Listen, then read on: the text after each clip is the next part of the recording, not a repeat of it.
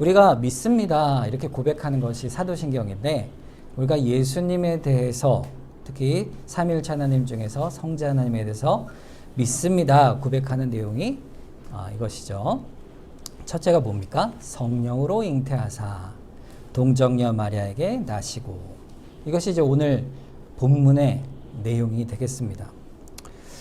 그러니까 이겁니다. 도대체 우리가 믿는 예수님은 누구십니까? 이렇게 물을 수가 있죠. 우리 예수님, 우리가 믿는 예수님, 우리 예수님이 도대체 어떤 분일까? 만약 여러분 주변에 예수를 안 믿는 분이 와서는 도대체 예수님이 어떤 분이세요? 저에게 알려주세요. 이렇게 말하면 우리가 예수님에 대해서 많은 복음의 말씀을 이야기할 수 있을 것이에요. 그런데 그걸 어떻게 우리가 믿습니까? 이렇게 물어보면 우리가 무엇으로 그것을 증언할 수가 있을까요?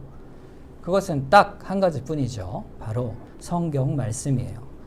예수님에 대한 성경 말씀의 기록은 이 신약 성경에, 특히 복음서에 기록이 되어 있습니다.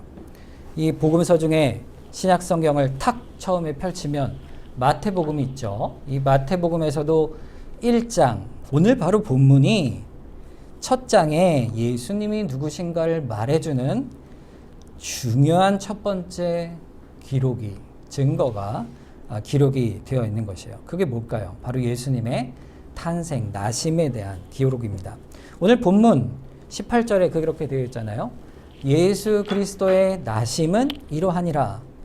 그의 어머니 마리아가 요셉과 약혼하고 동거하기 전에 성령으로 잉태된 것이 나타났다. 이렇게 첫 번째 기사라고 기록이 되어 있습니다. 그러니까 여기서 보면 예수님이 누구십니까? 물을 때 첫 번째, 예수님이 이렇게 나셨습니다. 이걸 믿는 거예요. 그러니까 우리가 기독교 신앙을, 하나님을 믿는다, 예수님을 믿는다 할 때 가장 첫 번째 출발점, 그리고 그것이 가장 중요한 토대가 되는, 그러니까 이걸 믿지 않으면 사실은 다른 모든 신앙, 예수님이 부활하신 것도, 십자가 달려 죽으신 것도 다 믿음의 고백이 헛될 수밖에 없는 가장 첫 번째 믿음의 고백이 바로 오늘 말씀에 있는 것이에요. 그게 뭘까요? 예수님이 나셨습니다. 누구에게서요? 마리아에게서 나셨습니다. 하늘에서 예수님이 승천하시듯 짠 하고 내려오신 게 아니고 우리를 구원하시러 온 그 구주께서 어떻게 오셨다고요? 어머니의 태를 통하여 나셨다. 이것이 오늘 본문의 바로 그 내용이 되겠습니다. 우리가 그것을 믿습니다. 첫 번째로 고백하는 거죠. 자, 그러면 본문의 내용을 우리가 조금 살펴볼까요? 우리가 예수님의 어머니가 누구라고 되어 있죠? 그의 어머니가 마리아라 그랬어요. 우리가 예수님에 대해서 알 수 있는 첫 번째 사실은 예수님이 태어나실 때 그의 어머니가 계셨다 이것이죠. 그러면 다음으로 궁금한 게 뭐가 되겠어요? 그의 아버지는 누굴까? 이거죠. 그의 아버지는 누구겠어요? 요셉이죠. 자, 그런데 오늘 어머니는 마리아, 아버지는 요셉. 그런데 오늘 본문 19절에 보면 특이한 내용이 들어있습니다. 그의 남편 요셉은 의로운 사람이라 그를 드러내지 아니하고 가만히 끊고자 했다. 이렇게 되어 있어요. 자, 마리아의 남편은 요셉이다. 이렇게 되어 있죠. 그러니까 아기의 아버지다. 이런 표현이 안 쓰이고 마리아의 남편이다. 이런 표현이 쓰인 것이죠. 자, 그런데 마리아와의 관계가 남편이라고 나와 있는데 왜 그렇게만 쓰여 있을까? 가만히 보니까 요셉은 의로운 사람이라 그를 드러내지 아니하고 가만히 끊고자 하였다. 이렇게 되어 있잖아요. 그러니까 그 관계가 조금 수상해지는 것이죠. 다시 18절을 가보면 마리아가 요셉과 약혼하고 이렇게 되어 있죠. 마리아가 요셉과의 관계가 사실은 아직 정식적인 부부가 아니라는 거예요. 약혼한 사이구나. 이걸 알 수가 있죠. 여러분, 유대인의 약혼은요, 우리의 약혼과는 차원이 다릅니다. 한마디로는 사실 실제로 같이 한 집에 살고 동침하지 않았지만 실제로 그것을 제외하고는 전부 부부와 동일한 같은 의미를 가진 것이 유대인의 그런 약혼의 관계이죠. 그런데 문제가 있는 거예요. 동거하여 함께 살기 전에 이렇게 말했으니까 그러면 예수님이 아기를 어떻게 가질 수 있을까? 이렇게 의심이 드는 겁니다. 우리가 질문이 그거예요. 뭐냐 하면, 그러면 마리아가 어머니가 어떻게 되었느냐? 이거 아니겠어요? 아하, 그러면 마리아가 요셉이 아닌 다른 사람과 아이를 가졌나? 이것이 우리가 생각할 수밖에 없는 유일한 한 가지 방법이 아니겠어요? 우리 마음속에 우리가 아는 한, 우리가 경험하는 한 사람이 타락한 상태에서는 그것밖에 떠오르는 게 없어요. 그거구나. 이렇게 짐작을 하고 있는데 19절에 보니까 뭐라고 되어 있죠? 그의 남편 요셉은 의로운 사람이야. 그를 드러내지 아니하고 가만히 끊고자 했다. 그러니까 요셉도 그런 생각을 하고 있었던 것이에요. 그런데 18절을 다시 돌아가면 너무 중요한 말씀이 나옵니다. 오늘 본문의 핵심적인 내용. 이러한 생각을, 우리가 했던 이러한 생각을 다 뒤집는, 그것이 아니라 하는 중요한 한 가지 성경적 사건이 기록이 되어 있습니다. 요셉과 약혼하고 동거하기 전에, 그 다음에 뭐라고 되어 있어요? 성령으로 잉태된 것이 나타났더니 그랬어요. 이것이 이 모든 일의 근거요, 이유로 드러나게 되는 것입니다. 이것이 눈에 크게 들어오는 거죠. 다른 내용들의 이유, 그것이 무엇일까요? 예수님의 잉태가 누구의 역사다? 성령의 역사다. 이것은 사실 우리에게 너무나도 중요한 선언의 말씀으로 주어지는 말씀입니다. 성령으로 잉태되었다. 이것이 도대체 무슨 말일까? 이것은 분명히 잉태된 사건과 관련된 아주 중요한 사건을 말해주는데, 마리아와 요셉의 관계가 아니라 성령으로 잉태됐다 이렇게 말하니까 이 예수님의 출생은 사실은 우리가 아는 방법이 아니고 성령 하나님께서 능력으로 행하신 신비롭고 초자연적인, 초월적인 그 잉태임을, 그 기원임을 말씀하고 있는 것입니다. 그걸 그런데 어떻게 믿어요? 그냥 그렇게 거짓말로 적을 수도 있죠. 이렇게 우리가 볼 수 있죠. 그런데 여러분, 오늘 본문과 다른 본문을 보면 요셉도 이 사실을 믿고요, 마리아도 이 사실을 믿습니다. 성령으로 잉태됐음을 믿어요. 왜냐하면 당사자들이 분명히 알잖아요. 누가 알겠어요, 그걸? 당사자들만 분명히 알잖아요. 그런데 본인들이 그렇게 믿는 거예요. 오늘 본문을 보세요. 요셉이 이 사실을 믿을 때 그의 태도가 완전히 바뀌게 돼요. 천사의 말을 들은 후에 24절과 25절을 보세요.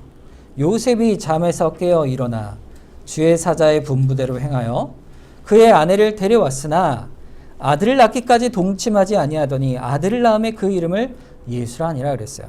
가만히 사실을 끊어내고 감추려고 했는데 요셉이요, 바뀌어버려요. 갑자기 바뀌어버리는 거예요.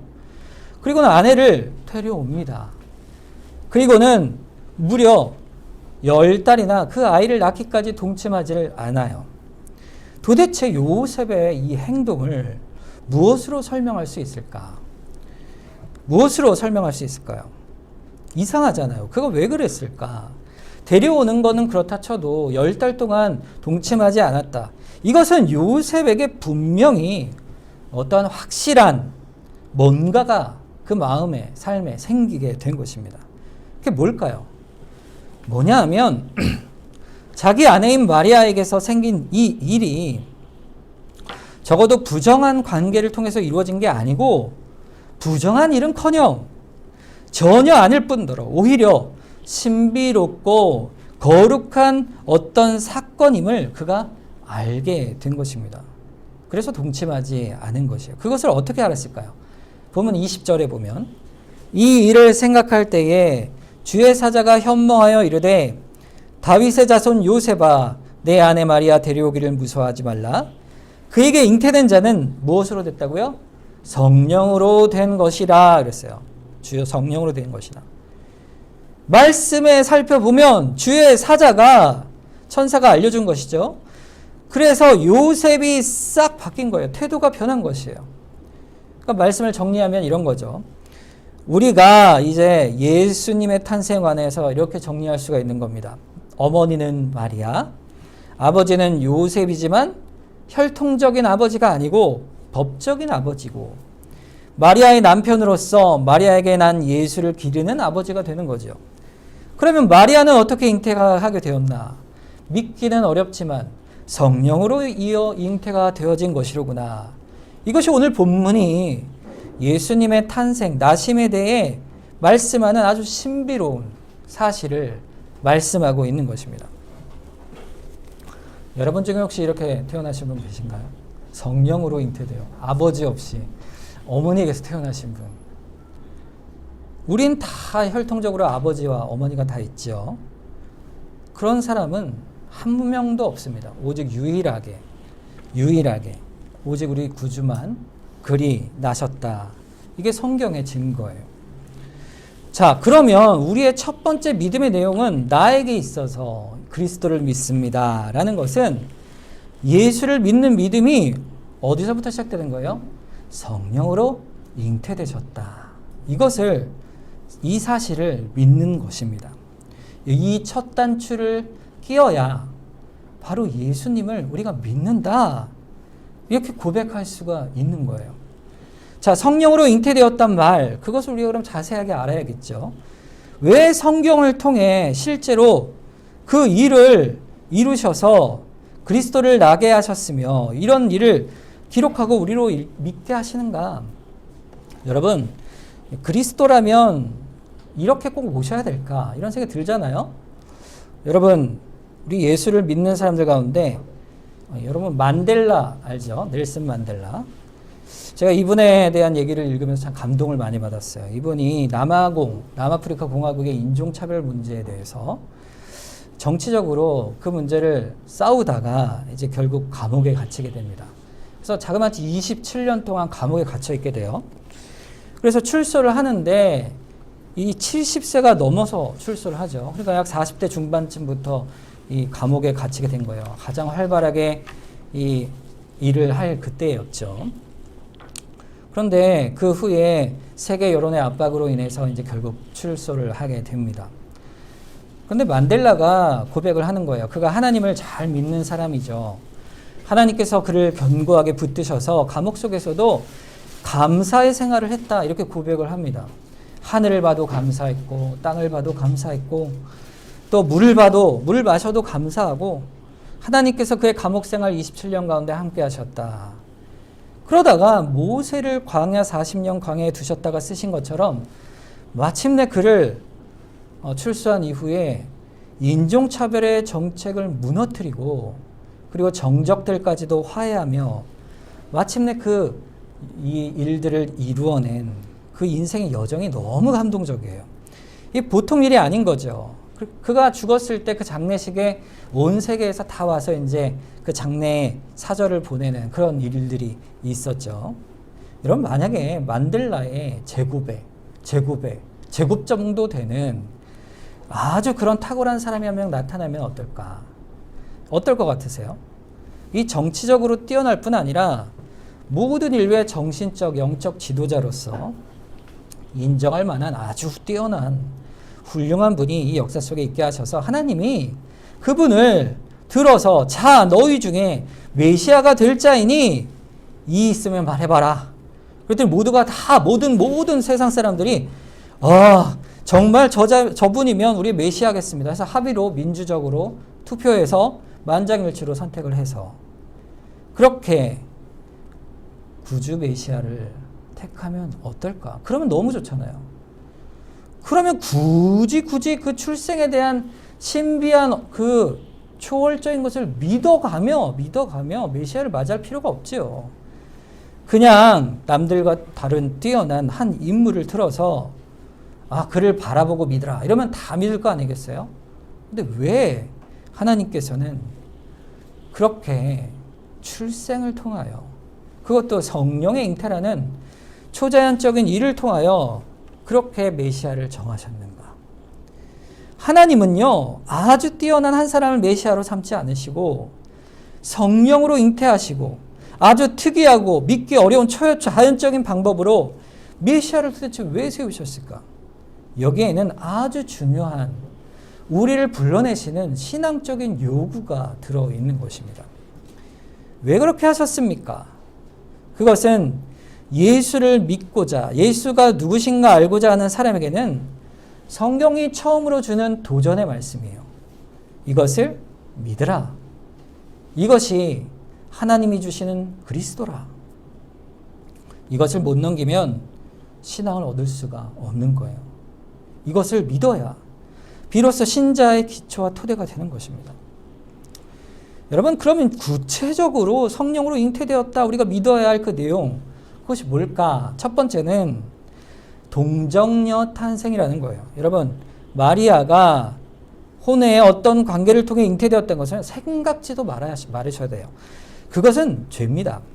누가복음 1장 34절에 마리아가 천사에게 말하되 나는 남자를 알지 못하니 어찌 일이 있으리까? 이게 성경의 증거예요. 마리아가 천사 가브리엘에게 수태고지를 받고 임신했다는 고지를 받고 나는 뭐라 그래요? 남자를 알지 못하니 어찌 일이 있겠습니까? 마리아가 그 앞에 자신은 처녀성을 가지고 있음을 얘기하는 것이죠. 이 사실이 마리아의 입을 통해 스스로 증거되고 있고 마리아와 정혼한 요셉을 통해 또한 스스로 증거되고 있어요. 그러니까 우리는 그것을 믿는 것이죠. 그럼 둘째로 그 다음의 문제가 어떻게 동정녀의 몸에서 잉태될 수가 있는가 이것이죠. 그 잉태된 그 성령으로 잉태되었단 말의 의미를 우리가 꼭 기억할 것은요. 사실 오늘 이제 본문 말씀을 들으시면 조금 복잡한 내용이지만 이제부터 잘 들으셔야 돼요. 왜냐하면 이 예수님에 대한 탄생을 잘못 말하면 이단이 되어버립니다. 이단이. 그래서 우리가 이 사실을 예수님의 성령으로 잉태되신 것에 대해서 앞으로 듣는 내용들을 여러분 졸리시면요. 옆에서 누가 주시면은 손가락으로 잘 찔러주세요. 잘 들으셔야 됩니다. 왜냐하면 이게 너무 중요한 말씀이에요. 우리가 믿음에 있어서 예수님의 탄생을 믿는다 할 때 이것을 우리 마음에 잘 새기셔야 돼요. 자, 그럼 한번 들어보겠습니다. 예수님이 동정녀 몸에 탄생하신 그 방법이 뭔가 이거예요.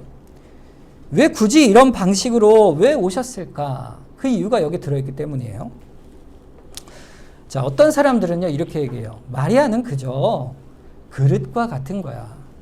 그러니까 하나님께서 예수님을 그 아기로 그 마리아의 자궁 속에 그냥 탁 만드셔서 그냥 거기서 영양분만 얻고 결국 받아서 거기서 자라서 태어난 거야. 그러니까 이런 거죠. 요즘 과학으로 말하면 체외 수정을 해가지고는 하나의 생명을 만드신 다음에 그 자궁에 착상시켜서 결국 자랐다.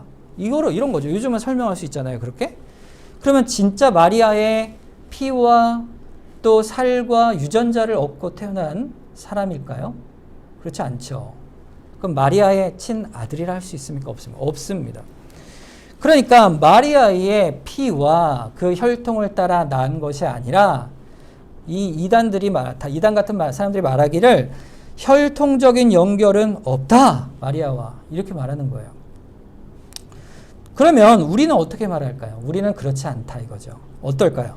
성령의 능력으로 말미암아 나셨다는 것은 마리아의 몸에 실제로 그 몸을 다 취하셔서 그의 모든 DNA와 유전자를 다 취하셔서 그러니까 그의 난자를 하나님께서 이게 이제 의학적으로 말하는 거였습니다. 난자를 통하여 하나님께서 잉태케 하셔서 마리아의 유전적 형질을 그대로 받아 출생하신 거예요. 그러니까 예수님이 누굴 닮았을까요? 마리아를 닮았겠죠. 그렇죠? 그러니까 마리아가 친어머니다 이거예요. 자, 이것이 굉장히 큰 차이가 있습니다. 왜 이것이 큰 차이가 있을까? 마리아의 유전적인 모든 형질을 다 닮아 그의 아들로, 그러니까 마리아는 누구예요? 예수님의 어머니죠. 어머니, 친어머니예요. 그래서 마리아가 몸에 자기의 아이를 임신 기간 동안 뱃속에 양분을 키워 계속 자라가서 결국 배가 불러 때가 되어 산통을 통해 출생하여 그 번거롭고 힘든 사실은 우리와 똑같은 다를 바 없는 출생의 과정을 다 겪으시면서 예수님이 이 땅에 오셨다. 이것을 말씀하고 있는 것입니다. 이 자연적인 모든 과정을 통해 단지 남성과의 역할을 제외하고 오직 처녀의 몸에서 그 생물학적인 모든 걸 다 받아 마리아에게 나셨다. 이게 굉장히 중요한 말씀이에요. 이게 무슨 얘기가 되냐면요. 예수님의 어머니는 누구라? 마리아라. 법적인 어머니만이 아니고 혈통적인 어머니까지 되는 것이죠. 자, 그런데 요셉은 어떻습니까? 법적인 아버지죠. 그러나 혈통적 아버지는 아니다. 그리고 그렇게 될 수 있도록 능력으로 역사하신 분이 누구다? 성령님이다. 성령님은 예수님이 초자연적으로 마리아의 몸을 일부러 취하여 잉태케 행하실 뿐이요. 그것이 자연적으로 있는 일이 아니다. 그리고 실제로 마리아와 예수님은 혈통적으로 연결되어 있다. 이것을 말씀하고 있는 것이에요. 이것을 성경이 뭐라고 말씀하냐면요. 누가복음 1장 35절에 천사가 대답하여 이르되 성령이 내게 임하시고 지극히 높으신 이의 능력이 너를 덮으시리니 이러므로 나실 바 거룩한 이는 하나님의 아들이라 일컬음을 받으리라 그랬어요. 이 성경적 표현이에요. 성경의 표현은 성령이 임하셨다. 지극히 높으신 이의 능력이 너를 덮으셨다 이렇게 표현해요. 이 덮으셨다는 표현이 뭐냐 하면은 그분이 능력으로 역사하셔서 실제로 마리아의 몸을 취하여 성령께서 예수 그리스도를 잉태케 하셨다 이 말입니다. 그러니까 마리아는 단순한 통로나 도구가 아니고 혈통적으로 예수 그리스도의 어머니가 되신다. 그러니까 마리아가 굉장히 복된 것이죠. 누가복음 1장 42절에 보면 마리아의 사촌이었던 엘리사벳, 세례 요한의 어머니죠. 그가 이 마리아의 임신한 모습을 보고는 이렇게 찬송합니다. 큰 소리로 불러 이르되 여자 중에 네가 복이 있으며 네 태중의 아이도 복이 있도다. 복이 있도다. 도대체 왜 마리아가 복이 있을까? 그 복의 정체가 뭘까? 그 복의 정체가 뭡니까? 그분이 누구시기 때문에 그렇습니까? 성자 하나님이시기 때문에 그래요. 요한복음 1장 1절에서 3절에 보면 태초에 말씀이 계시니라. 이 말씀이 하나님과 함께 계셨으니 이 말씀은 곧 하나님이시라. 그가 태초에 하나님과 함께 계셨고 만물이 그로 말미암아 지은 바 되었으니 지으신 것이 하나도 그가 없이는 된 것이 없느니라 그랬어요. 이 땅에 오신 예수님 그 아기가 마리아 그 사람의 몸에 잉태된 성령으로 잉태된 그 아주 작고 작은 그 아기가 누구냐? 본질이 바로 성부 하나님과 함께 만물을 창조하신 성자 하나님이시다. 그로 말미암아 창조되지 아니한 것이 아무것도 없다. 이렇게 말하는 거예요. 자, 그런데 14절 이어서 보면 말씀이 육신이 되어 우리 가운데 거하심에 우리가 그의 영광을 보니 아버지의 독생자의 영광이요 은혜와 진리가 충만하더라. 그 말씀이 자기 백성을 찾아오시되 육신이 되어 오셨다 하셨으니 이것이 큰 은혜요. 그 마리아를 통해서 오신 그리스도가 바로 하나님이시다. 이렇게 우리가 고백하게 되는 것입니다. 그러니까 그분이 누구세요? 참 성자 하나님이시며 동시에 마리아의 몸으로 나신 참 사람, 참 하나님이심과 동시에 참 사람인 우리의 그리스도이심을 고백하게 되는 거예요. 자, 그런데 여기서 이단들이 주장하는 문제가 생기는 거예요. 그게 뭘까요? 여러분, 하나님이 사람으로 오셨다 할 때 이 거룩하신 하나님이 사람의 몸을 입고 오신다. 이것은 말이 안 되잖아요. 잘. 근데 그것도 마리아의 몸으로 오셨다? 여러분, 마리아는 죄인입니까? 아닙니까? 죄가 있어요? 없어요? 죄가 없다 그러면 천주교인이에요. 여러분.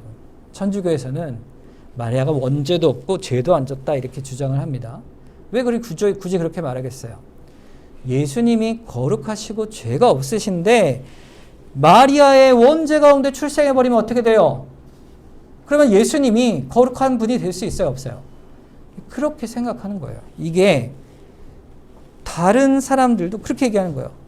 죄인이죠. 마리아도 똑같이 우리한 성정을 가진 원죄를 가진 죄인이에요. 죄를 안 졌을까요? 죄를 졌지요. 그러니까 마리아와 육체적으로 혈통적으로 연결되어 있다. 그러면 예수님도 어떻게 되는 거예요?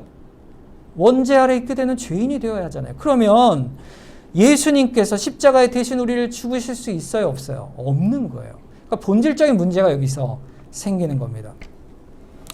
그러니까 마리아의 몸만 빌렸을 뿐 어떻게 해요? 그 그릇 안에 그저 하나님이 거룩한 예수 그리스도의 육신을 육체적인 연결로 마리아 없이 잉태케 하셨다. 이렇게 주장하게 되는 겁니다.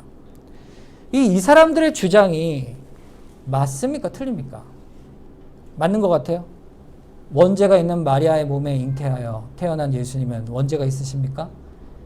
아니죠. 우리가 무슨 잘못된 생각인지 두 가지를 크게 보자면, 첫째는 우리가 혈통적으로 마리아와 연결되어 나면은 죄가 있다는 사상은요, 첫 번째는 그 피가, 마리아의 피가 아기 예수에게 전해져서 죄도 따라 피를 따라 흘러간다, 이렇게 생각하기 때문이에요. 이거는 사실요 이단적 사상입니다. 그거는 통일교의 피가름이라는 사상이 있어요. 통일교는 이단인데 그 이단의 핵심적 내용이 이거예요. 피를 바꿔버려야 한다, 이렇게 얘기해요. 죄가 피를 통해 흐른다. 여러분, 어떻게 죄가 흘러갈까요? 부모의 죄가 자녀에게 어떻게 흘러갈까요? 우리는 분명히 알 수 없어요. 그런데 분명은요, 물질적으로 피나 DNA를 통해 흘러가는 게 아닙니다. 그것은 하나님께서 그 모든 것을 흘러가는 어떤 영적인 다른 방식이 있어요. 근데 우리는 그걸 분명히 알지 못해요. 여러분, 그러면 수혈은 어떻게 받습니까? 여러분, 수혈을 받게 돼요. 그러면은 안 믿는 사람 피 수혈 받으면 어떻게 돼요? 내가 죄가 많아져요? 아, 그럼 목사님 피 받아야겠네. 이렇게 그렇게 생각할 수 있습니까? 아, 우리 골라받아요? 그러면 수혈 받을 때 그 피를 받으면 아, 나는 또 회개를 해야 하는가? 이렇게 바뀔 수 있죠. 자, 그렇지 않다는 거예요. 그 마리아의 피가, 그의 DNA가 예수님께 이어졌다 하여 예수님이 원죄를 가졌느냐? 그게 아니에요. 자, 두 번째 문제는 성경의 기본적인 그 가르침을 완전히 어기는 말들이에요. 로마서 1장 2절과 3절 보세요. 이 복음은 하나님이 선지자들을 통하여 그의 아들에 관하여 성경에 미리 약속하신 것이라. 그 아들에 관하여 말하면 육신으로는 누구의 혈통이라고요? 다윗의 혈통으로 나셨다 그랬어요. 이 다윗의 혈통이 누굴까요? 마리아죠. 마리아. 마리아가 유다 지파의 다윗의 혈통의 딸이죠. 이 마리아의 무엇으로 나셨다 그랬어요? 혈통으로 나셨다. 이 혈통이란 말을 분명하게 성경이 강조하고 있어요. 예수님께서 마리아의 그 피와 살을 취하여 그의 혈통을 따라 나셨다. 이것을 강조한 것은요, 아주 중요한 포인트를 우리에게 짚어줘요. 그게 뭐냐면 예수님과 바로 우리 사이에 똑같은 차이가 없는 사람이시라 하는 거예요. 사람이시라. 예수님과 우리가 조금도 차이가 없는 완전히 똑같은 참 인간이시다, 이 사실을 말씀하고 있는 것입니다. 예수님이 그래서 이 땅에 오신 거예요. 예수님께서 인성과 우리의 인성의 차이가 없이 영혼과 육체를 갖고 이 땅에 사람으로 태어나시고, 우리도 영혼과 육체를 가지고 이 땅에 태어난 것과 똑같은 성질로 이 땅에 오신 거예요. 그래서 혈통적 연결성은 그렇게 성경이 강조하고 있는 것이죠. 히브리서 2장 11절에 보면 거룩하게 하시는 이와 거룩하게 함을 입은 자들이 다 한 근원에서 난지라. 그러므로 형제라 부르시기를 부끄러워하지 아니하셨다. 주께서, 예수님께서 우리와 형제 되세요. 왜냐하면 거룩해 하시는 이인 예수님과 거룩함을 받는 우리가 다 한 근원에서 났기 때문에, 그 한 근원이 뭘까요?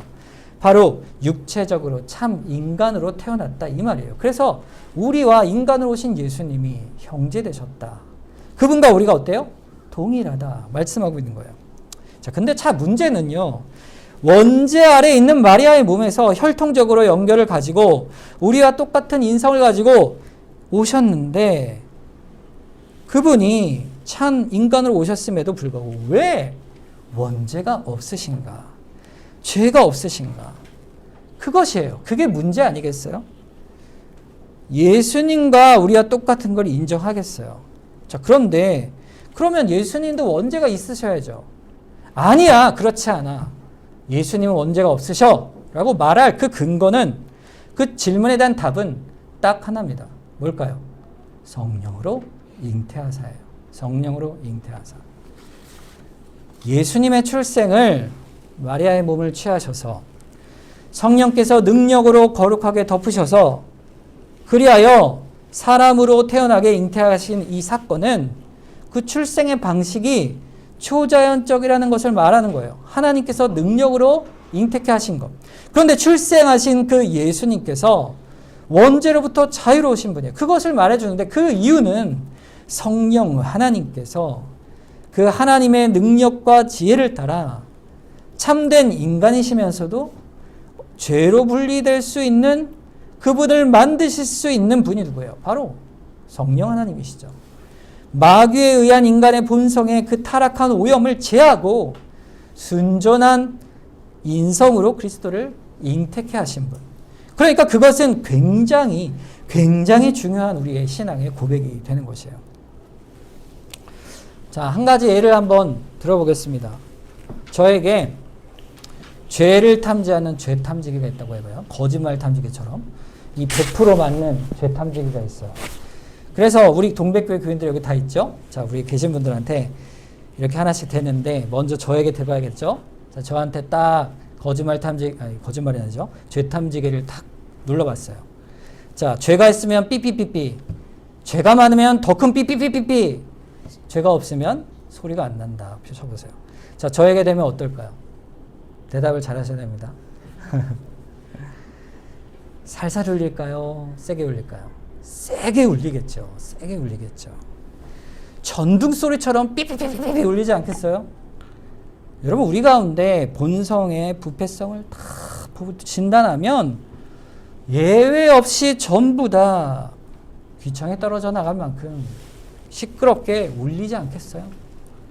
자, 그런데 저기 보니까 아주 특별한 분이 한 분 계신 거예요. 그럼 배너 영화 보셨어요? 배너? 거기 예수님이 등장합니다. 얼굴이 안 나와요, 예수님이. 근데 뒤에 이렇게 딱 보면 후광이 이렇게 쫙 비치고 뭔가 특별한 분. 은근히 가서 이제 기가 죽어서 한번 대봐도 될까요? 그랬더니 허락을 하셔서 딱 대봤어요. 자, 소리가 날까요, 안 날까요? 안 나죠. 그죠? 안 나죠. 죄가 없으시니까. 자, 이분은 사람이 아니시네? 이렇게 할까요? 여러분, 이게 맞습니까? 틀립니까? 사람이 아니시다. O. 사람이시다. X. 뭘까요? 여기에는요, 사람이 아니시다. 이렇게 우리가 느낄 수밖에 없는 경험적인 생각이 있기 때문에 그래요. 우리가 겪고 살아가는 모든 인생이 다 똑같잖아요. 다 죄인이기 때문에. 그래서 우리가 어떻게 생각하냐면 사람은 다 죄인이야. 죄의 본성은 인간의 본질이야. 이렇게 우리는 여기며 살아갈 수밖에 없는 겁니다. 죄가 인간의 본질일까요? 여러분 어떻습니까? 죄가 없는 것이 사람일 수 있을까요? 어떻게 생각하세요?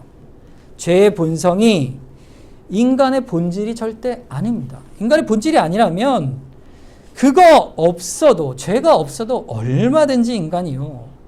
더 훌륭한 인간이요. 진짜 참 인간이신 거죠. 예수님이야말로 그렇게 참 인간으로 우리에게 오신 거예요. 그런데 우리는 다 있잖아요, 죄가. 그분만 없어요. 그래서 그분은 사람이 아닌가? 이렇게 인성에 따라 우리의 생각대로 예수님을 판단하고 예수님의 죄가 없으심을 보고 저분은 사람이 아니야. 이렇게 판단해버리고 마는 것이에요. 여러분, 우리가 원래 하나님께서 이 세상을 창조하실 그때에 처음 창조한 아담이 어떤 사람이었습니까? 죄가 있었을까요? 그에게 탐지기를 딱 대보면 소리가 났을까요? 안 나요. 그는 하나님 앞에 거룩하고 복되게 창조된 사람이에요. 그가 그런데 부패하여 죄를 지어 죄악된 사람이 된 것이죠. 그 죄의 책임은 하나님께 있는 것이 아닙니다. 하나님이 죄인을 만들어 놓고 죄진 걸 벌하시는 게 아니라 하나님이 아담을 순전히 만드셨으나 스스로 죄를 범하였으니 그 사실을 우리도 알고 부인하지 못하잖아요. 내가 죄를 범한 것이 하나님의 탓입니까? 그렇지 않다는 거예요. 우리는 본래 순전히 창조된 거예요. 자, 그러면 결과는 어떨까요? 또 예수님이 우리에게 구원을 주셔서 나중에 부활의 몸을 입고 영생을 누릴 때 그때 우리에게 또 되면 소리가 날까요? 안 날까요? 안 나죠. 그 소리가 나면 천국에 있을 수가 없는 사람이에요. 우리는 본래 어떻다는 거예요? 결과는 뭡니까? 뭘 말하는 겁니까? 죄의 부패 본성은요, 인간의 본성이 아닙니다. 인간의 본질이 아니에요. 그러니까 예수님께서 마리아의 몸에서 성령으로 잉태하실 때 그분에게 죄의 본성이 없으신 분이고 여전히 우리와 똑같은 그러나 참 인간을 가지신 그분 인성의 그리스도이시다. 이 사실을 우리가 알아야 된다는 사실이에요. 그걸 자꾸 부정하면 자꾸 이단이 되는 것입니다. 마리아의 몸을 취하셔서 연결되심으로 참 인간으로 우리와 형제되심을 가지고 그러나 성령의 초자연적인 출생의 방식으로 그분을 모든 죄에서 자유로우신 죄에 오염된 부패의 마음이 없는 순전한 분으로 출생하게 하신 거예요. 그것이 바로 우리가 보는 성령으로 잉태하셨다 하는 우리의 고백, 믿음의 고백에 담겨있는 그 교훈의 말씀입니다. 그 예수님은요, 그럼 사람이면서 동시에 하나님이세요. 자, 우리는 다 인격을 가지고 있죠. 인격을 가지고 있다는 건 뭡니까? 인성을 가지고 있는, 우리 사람이란 얘기예요. 다 사람이지만 그러나 다 각자의 인격을 가지고 있습니다. 저는 문태성이라는 인격을 가지고 있고 다 각자의 인격을 가지고 있죠. 예수님께서도 이 땅에 오셔서 사람으로 오실 때 똑같은 인격, 즉 사람의 인성을 가지고 이 땅에 태어나셨어요. 그런데 그분의 인격, 예수 그리스도라는 그 인격은 결국 인성을 취하셨지만 성자 하나님의 인격을 가지고 계세요. 하나님이세요, 인격이. 그래서 신성에 따라 그분이 이위 하나님이시고 인성을 따라서는 우리 주 예수 그리스도이신 거예요. 그래서 한 하나님, 성자 하나님이 신성과 인성을 동시에 동일하게 같이 가지고 계시다. 그게 우리가 고백하는 예수 그리스도에 대한 믿음의 고백이에요. 이걸 믿는 거예요. 여러분, 이것이 우리가 이해하기가 너무 어렵지만 우리가 말씀을 듣고 깨달아 이것을 고백하는 거예요.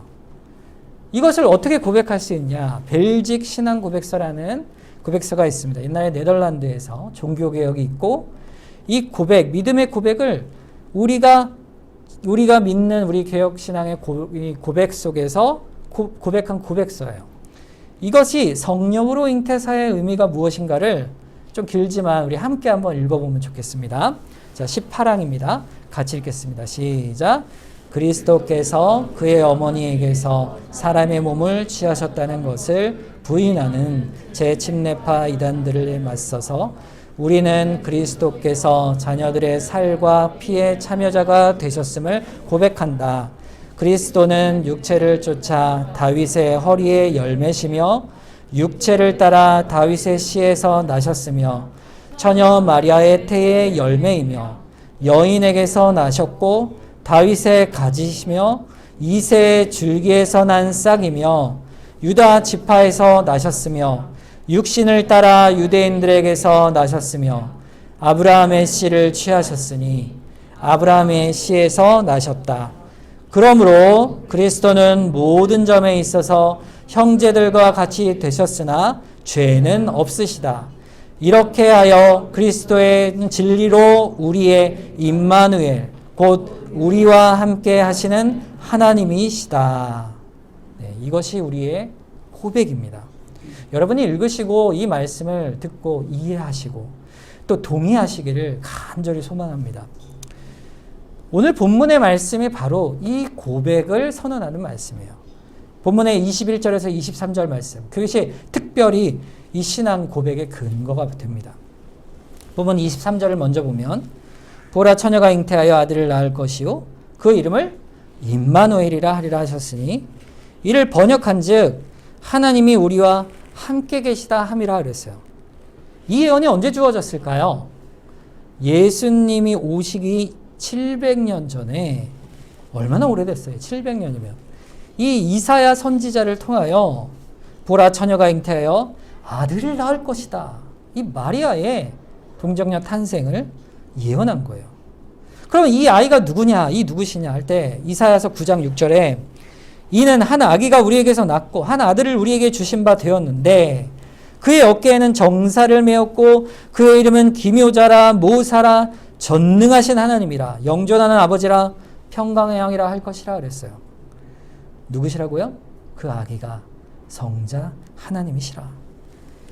700년 전에 예언한 대로 주님께서 하나님이 작정한 그 일을 이루시기 위하여 이 땅에 오신 것이에요. 구약의 그 예언을 성취하고 이루어내신 거예요. 자, 그런데요, 예수님께서 왜 굳이 그렇게 성령으로 잉태하셨을까? 굳이 번거롭게 아기로 마리아의 태중에서 10개월 동안 있다가 산통에 의해 출생하시고 출생하신 후에는 핏덩어리로 태어나서 젖을 먹고 자라고 또 돌이 되면 또 좋아하셨겠죠. 그리고 또 우리처럼 여러분 예수님이 한 태어나자마자 할렐루야 하시면서 그 영적인 그 특별함을 나타내 보이셨을까요? 성경을 다 외우셨을까요? 태어나자마자 이렇게 다 외우셨을까? 그러지 않으셨어요. 똑같았어요, 우리랑. 누가복음 2장 52절에 보면 예수는 지혜와 키가 자라가며 하나님과 사람에게 더욱 사랑스러워 가시더라 했어요. 자라가십니다. 걸음마를 우리처럼 똑같이 떼우고 말을 배우고 자라가시고 그런 과정을 통해서 주님이 인생의 모든 시간을 다 겪으셨어요. 다 겪으셨어요. 왜 우리와 똑같이 되신 분으로 그 과정을 겪으심으로 이 땅에 이렇게 아기로 오셨을까?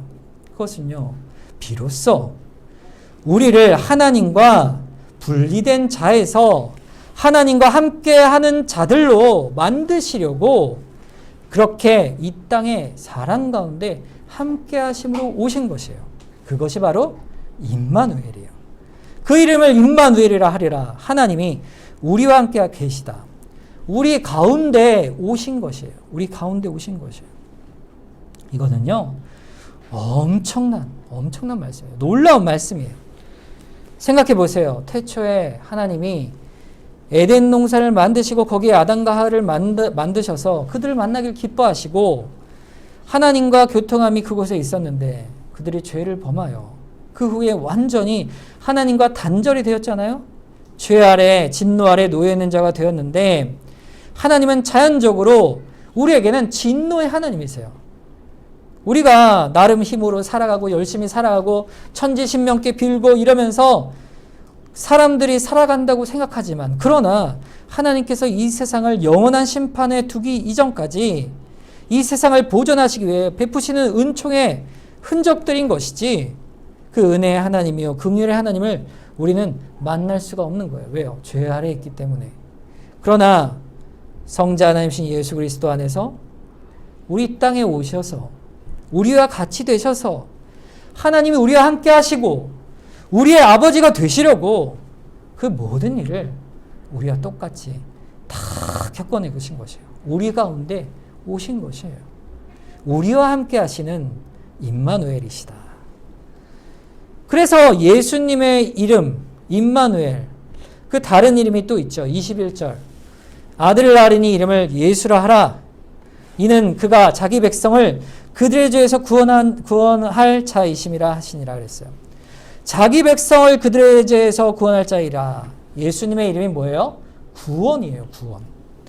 누구를 구원하십니까? 자기 백성이죠. 자기 백성을. 어디서 구원합니까? 죄에서 구원하시는 거예요. 죄에서 우리 하나님의 백성을 구원하시기 위해 예수로 오신 것입니다. 죄에서 구원하시고 죄의 부패한 본성에서 구원하시고 죄로 인한 비참한 결과에서 구원하시며 죄의 세력인 마귀에서 구원하시고 우리를 거기서 다 구원해 내신 것이에요.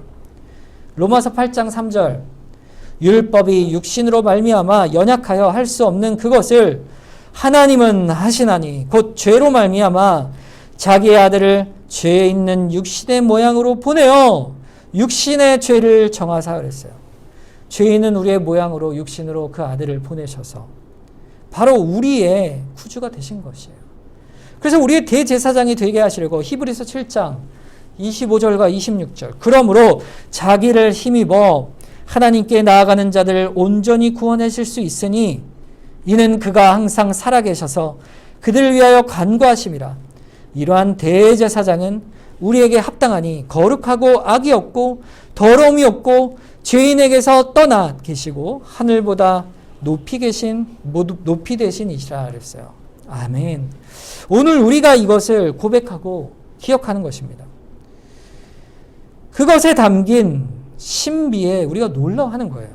그것을 묵상하며 그 기가 막힌 은혜 앞에 우리가 감사하면서 그리스도의 제자됨을 너무 주 앞에 감사하고 하나님의 자녀됨의 깊은 소망 중에서 우리에게 오신 임마누엘이요 또 구주 되신 예수님을 우리가 묵상하며 감사하며 우리가 나아가게 되는 것이에요. 그러면 우리가 가진 이 인생의 시름도 다 씻겨갈 수 있고 견디어갈 수 있고 항상 우리를 도우시는 주의 은혜가 우리 가운데 있음을 기억하게 되는 것이죠. 여러분 성탄절이요. 공교롭게도 원래 이게 성탄절 날짜 우리가 몰라요. 예수님이 언제 나셨어요? 물론 1년 중에 한 날 나셨겠지만 우린 모르죠. 근데 교회가 12월 25일을 정해서 주님의 오신 성탄을 초림을 우리가 기억하는 절기로 삼습니다. 그런데 참 한 해를 마무리할 때 성탄절이 있다는 건 참 큰 의미가 있는 것 같아요. 성탄절이 오면은 주님이 주신 은혜를 새롭게 기억할 수가 있잖아요. 우리가 한 해 동안 살아오면서 삶을 돌아보면 1년 동안 참 우리가 범한 죄도 많고 불순종한 일들도 참 많고 참 연말에 더욱더 우리의 죄를 돌아보고 주님이 이 죄를 우리의 죄를 구원하시기 위해 이 땅에 오셨구나. 얼마나 감사한지. 그러면서 새해를 맞이하는 거죠. 새로운 삶을 우리에게 주셨구나. 새로운 생명을 주셨구나. 우리를 붙들어 주신 그 하나님의 은혜를 더욱 감사할 수 있는 그러한 때가 되는 것입니다. 우리가 이 성탄을 맞이하면서 우리가 기억하는 것이죠. 이 땅에 마리아의 몸을 통하여 하나님께서 이 땅에 친히 오셔서 우리에게 임마누엘이 되시고 구원자가 되어 우리에게 구원을 이루어 주신 그 예수 그리스도의 구속의 은혜를 우리가 깊이 기억하고 묵상하며 한 해를 감사하고 앞으로 주실 동일한 은혜에 감사하며 주 앞에 나아가겠습니다. 우리가 결단하는 것입니다. 오늘 말씀을 기억하면서 우리가 성탄을 기억하고 주님 우리에게 주신 이 구원의 은혜 감사합니다.